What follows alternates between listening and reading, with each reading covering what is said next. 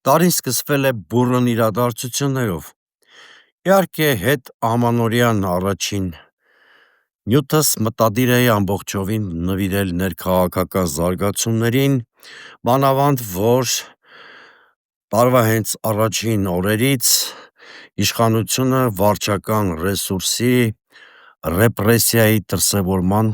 դեպքեր ունեցավ և դրանց ուզում էի հանգամանալից անդրադառնալ, բայց օրը սկսվեց համաշխարհային մասշտաբի մի իրադարձությամբ և անհնար է եթերը սկսել շրջանցելով այդ իրադարձությունը։ Այսօր առավոտյան ԱՄՆ-ը հատուկ ռազմական օպերացիա են իրականացրել Վենեսուելայի դեմ, ինչի հետևանքով այդ երկրի նախագահ Նիկոլաս Մադուրոն և նրա կինը առևանգվել են ԱՄՆ ուժայինների կողմից։ Շատ բան այս պահին, որ ես տեսագրվում եմ, դեռևս հայտնի չէ, բայց փաստը արդեն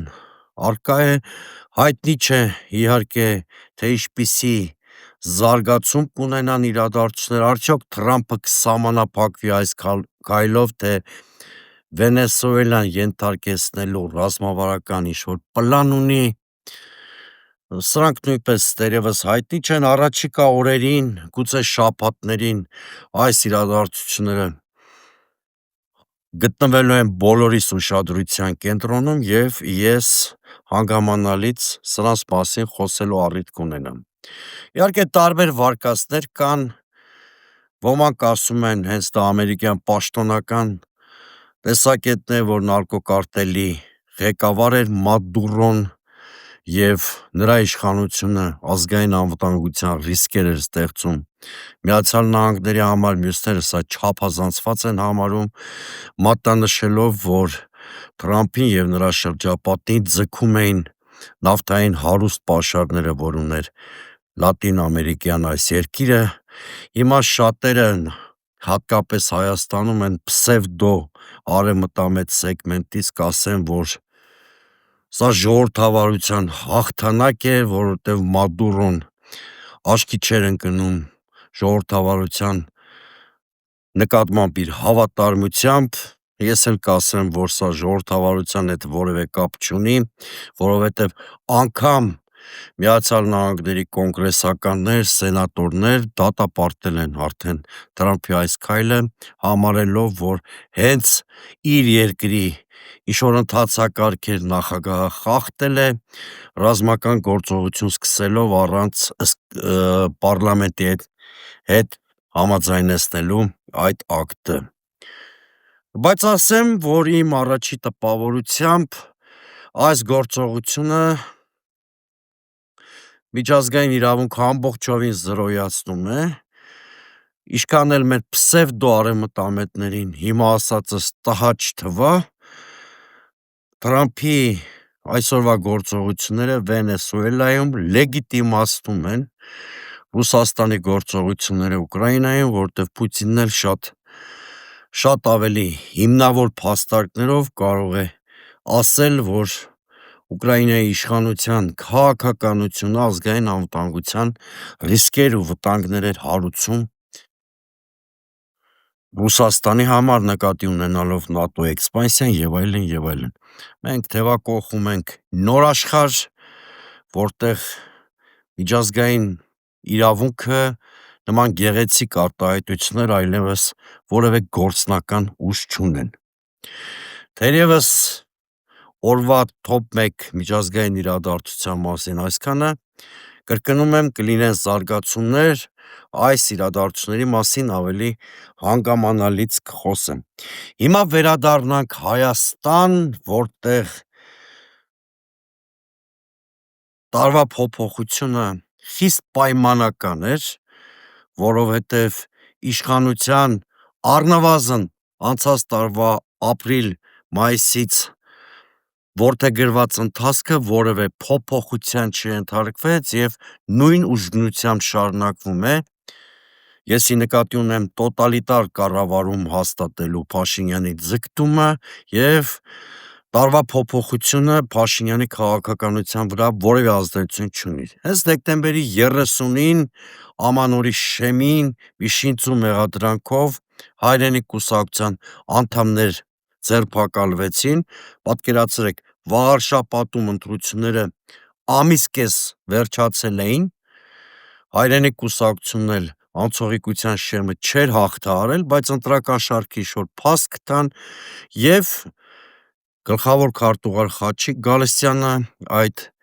կուսակցության դոկտոր պրոֆեսոր և մի քանի այլ մարդիկ ձերբակալվեցին, կալանավորվեցին։ Այս գործի նկատմամբ արժանահավատության մակարդակը շատ ցածր է, առնվազն երկու պատճառ ես կնշեմ, շատ չեմ խորանա այս գործի իրավական նրբությունների վրա։ Ընդհանրապես ընտրակաշարքին վերաբերվող գործը հենց ընտրական գործընթացի ժամանակ է հայտնաբերվում կամ ընտրություններից անմիջապես հետո։ Ահավասիկ այս պարագայում հասկանալի չի, ինչի են իշխանությունները 6 ամիս, 6 շաբաթ կներեք սպասել։ Սա ինքնին գործը կարելու քաղաքական նպատակահարմարության մասին է խոսում, ոչ թե առկա իրավական հիմքերի։ Սա մի փաստն է, և երկրորդ փաստը, նույն Վաղարշապատում ողջ ընտրական գործընթացի ընթացքում բազմաթիվ դեպքեր արձանագրել էին ԶԼՄ-ները, երբ որ բարեգործության անվան տակ ընտրակաշարք է ՔՊ-ն բաժանում, բարեգործության անվան տակ վարչական ռեսուրսի կոնսոլիդացիա է տեղի ունենում, բայց իրավապահ մարմինները, ինչպես տեսնում ենք, այդ դեպքերում ընդհանրապես այդ ամեն ինչը անարձագանք թողեցին։ Հիմա նոր տարին իշխանությունները էլի սկսեցին վարչական ռեսուրսի գռեհիկ շահագործմամբ։ Շատերդ եք երևի Ամանորի գիշերը հետևել Հանրապետության հրապարակում կազմակերպված միջոցառմանը, որը կազմակերպվել է բացառապես պետական բյուջեի, այսինքն հարկատուներից հաշվին։ Այսուհանդերձ այդ միջոցառման տեսաշարում ներառվել է այն խորհրդանիշ, այսպես կոչված սրտիկը, որը վերջին ամիսներին հանրային ընկալման մեջ նույնացվում է Նիկոլ Փաշինյանի և նրա քաղաքական թիմի քարոզչական վարքագծի հետ։ Այսինքն ստացվում է, որ մեր հարկերի հաշվին, պետական բյուջեի հաշվին Քաղաքացիական պայմանագիր կուսակցությունը և Նիկոլ Փաշինյանը զբաղված են նախընտրական կամ կուսակցական քարոզարշավով։ Երբ պետական միջոցառման բովանդակության մեջ ներառվում է քաղաքականորեն նույնականացվող խորհրդանիշ, տեղի է ունենում պետական չեզոքության խախտում։ Նվազագույնը գործ ունենք ինստիտուցիոնալ էթիկայի խախտման փաստի հետ։ Սա ի դեպ Փաշինյանի ավտորիտար մտածողության հերթական դրսևորումն է։ Եթե ինստիտուցիոնալ էթիկայի կանոն է խախտում Փաշինյանը, նրա ենթակաները իրենց թույլ են տալիս արարքներ, որոնք արդեն խնդիր ունեն քրեական օրենսգրքի հետ։ Այսպես Տարեմուտի գիշերը խուլիգանական արարքով հերթական անգամ աչքի է ընկել Թալինի քաղաքապետ Տավրոս Սափեյանը, Արագածոտնի թեմի հաղորդմամբ Թալինի Սուրբ Աստվածածին եկեղեցում Տարեմուտի գիշերը նախատեսված ԼՌ օրենքի կարգը խոչընդոտվել է համայնքապետ Սափեյանի և կարգալույծ եղած նախկին հոգևորական Արամայիս Թախմազյանի կողմից։ Բախումներից խուսափելու համար հոգևորականները դուրս են եկել, ուրեմն եկեղեցուց թույլ են տվել, որպեսզի այս աղանդախումբը իր կեղծ ինչ-որ ծիսակարգը կատարի, որից հետո նոր ԼՌ օրենքի արարողությունը շարունակվել է։ Այս միջադեպով խախտվել է ոչ միայն եկեղեցու կանոնական կարգը, այլ Հայաստանի Հանրապետության օրենսդրությամբ երաշխավորված կրոնական կազմակերպությունների ազատ և օրինական գործունեության իրավունքը։ Բայց այս հանցագործությունը, որի համար ի դեպ Ոչ Տավրոս Սափեյանը, ոչ որևէ մեկը չի պատժվել, առավել մտահոգիչ է, որտեղ այն շարունակվում է։ Հիմա բացատրեմ ինչի է շարունակվում։ Տավրոս Սափեյանը Արագածոտնի թեմի հոգևորականներից պահանջել է, որպեսզի հունվարի 6-ին ինքը ներկայացվի որպես խաչքավոր, իսկ Սուրբ Պատարագի ընթացքում զեղչվի ամենայն Հայոց կաթողիկոսի անունը։ Սա կնշանակի, որ իշխանությունները անարգել հետևելու են, թե ինչպես է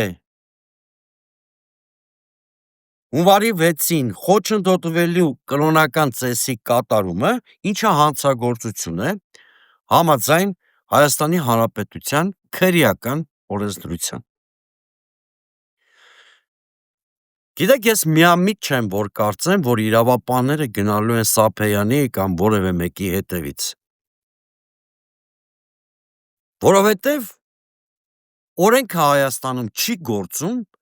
գործում են Նիկոլ Փաշինյանի քմահաճույքները, կամայականությունները, կապրիզները, իսկ Նիկոլ Փաշինյանը դեկտեմբերի մի լայվում իր կողմնակիցներին ուղղակի կոչ էր արել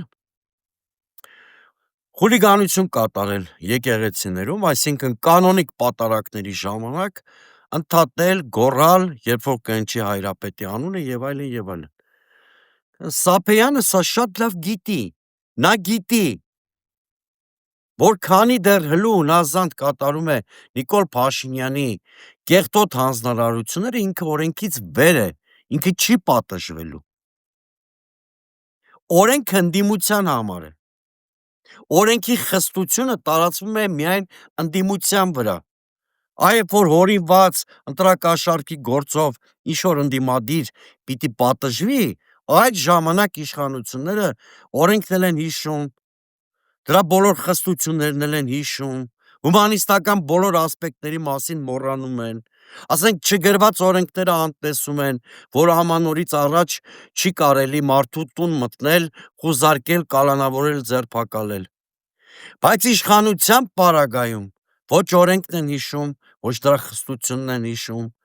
ոչ քրեական իրավական գործընթացներ կամ վարույթներ են հարուցում, ընդհակառակը, ես ենթադրում եմ,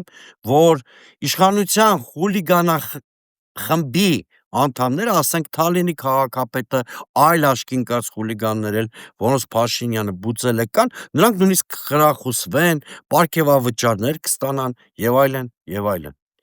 Նոր տարին սկսվել է իշխանության նոր ապօրինություններով, ու քանի մոտենանք ընտրական ցիկլին, այս ապօրինությունները նորանոր դրսևորումներ են ստանում եւ ստանալու։ Իդեպ, Նիկոլ Փաշինյանի ամանորյա ուղերձը շատ տխուր էր այն իմաստով, որ Նիկոլ Փաշինյանը ոչ թե խոսում էր կամ ներկայանում էր որպես երկրի պատասխանատու ղեկավար, այլ փորձում էր դարձյալ խմբագրել, սրբագրել պատմությունը։ Ես մեջբերում եմ նրա ուղերձից մի հատված. մեզ մեղադրում են միակողմանի զիջումների գնալու մեջ։ Ճշմարտությունը այն է, որ մենք ոչ մի բացարձակապես ոչ մի զիջման չենք գնացել։ Մենք գնացել ենք մեր պետության հարատևության օրակարգի հետևից, գնացել ենք մեր պետության շահի հետևից, ասել է Փաշինյանը, ապա ավելացրել է.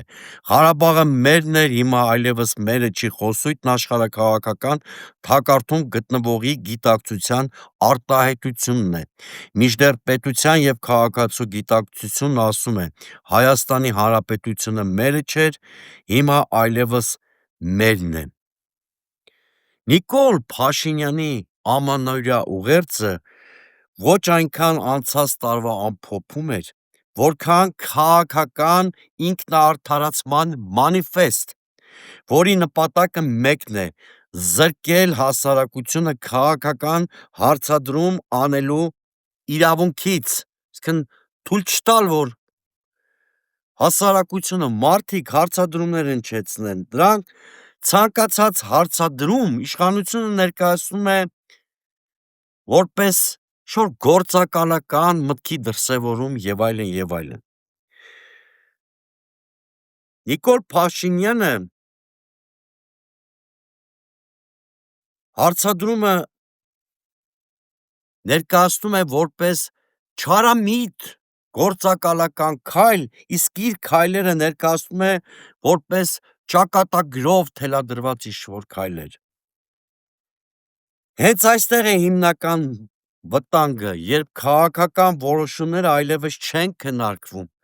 այլ միայն ընդունվում են որպես կենսական անհրաժեշտություն, պետությունը մտնում է ոչ թե ինքնիշխանության, այլ պատասխանատվությունից զերծ կառավարման փուլ։ Նիկոլ Փաշինյանը փորձում է հակադրության մեջ մտնել, դնել Հայաստանի Հանրապետության գոյությունն ու Լեռնային Ղարաբաղի ինքնորոշման իրավունքը, այսինքն նա փորձում է ներկայացնել, որ գիտակցված գնացել է Լեռնային Ղարաբաղի, Արցախի կործանմանը, որպեսզի փրկի Հայաստանի Հանրապետությունը։ Սա կեղծ երկընտրանք է, կեղծ ինքնաարդարացում է։ Նիկոլ Փաշինյանը փորձում է իրեն դուրս դնել Ղարաբաղը կործանողի պատասխանատվությունից։ Դա չի ստացվելու։ Ավելին ձեզ ասեմ, Նիկոլ Փաշինյանը կամ նրա ղեկավարած Հայաստանը ինքնիշխանության սուբյեկտության տեսանկյունից ամենախոցելին է։ Սա ես կարող եմ հիմնավորել տասնյակ, հարյուրավոր փաստարկներով։ Բայց Նիկոլ Փաշինյանի հետ բանավիճելը թերևս դառնում է անիմաստ։ Մենք մտել ենք մեր նորագույն պատմության համար ամենաշրջադարձային, ամենաճակատագրական տարին։ 2026-ի հունիսի 7-ին սպասվող ընտրությունները նման են հանրաքվեի։ Քվեաթերթիկի վրա պատկերված է լինելու երկու ընտրություն՝ Հայաստանի Հանրապետություն կամ Արևմտյան Ադրբեջան։ Ես ուզում եմ ամանորյա այս օրերին դիմելով մեր ժողովրդին, որպեսզի մարդիկ գիտակցեն, որ իրենք պետք է կատարեն պատասխանատու և գիտակից ընտրություն հանուն Հայաստանի Հանրապետության։ Հունիսի 7-ին մենք պետք է վերահաստատենք սեպտեմբերի 21-ի խորհուրդը, իսկ դրա համար պետք է ընդհատվի Նիկոլ Փաշինյանի իշխանությունը։ Դա է Հայաստանի Հանրապետության հարատևության նվազագույն երաշխիքը։